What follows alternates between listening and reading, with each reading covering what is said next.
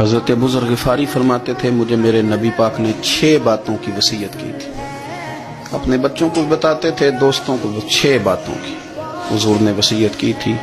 سب سے پہلے حضور نے فرمایا تھا ابو ذر مسکینوں سے محبت کرتے رہنا. دوسرا نبی پاک صلی اللہ علیہ وسلم نے فرمایا تھا جب بھی دیکھنا نیچے والوں کو دیکھنا، اوپر والوں کو نہ دیکھنا.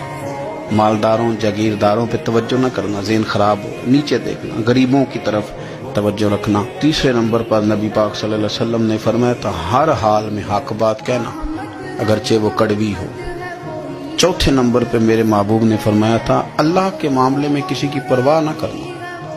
کوئی کیا کہتا ہے کہتا رہے، تم رب کے رستے پہ چلتے رہنا، ملامت کی پرواہ نہ کرنا. اور 5ویں نمبر پر میرے نبی پاک نے مجھ سے کہا تھا اگر رشتہ دار تجھ سے تعلق توڑیں بھی نہ تو تو جوڑ کے رکھنا، صلہ رحمی نہ چھوڑنا.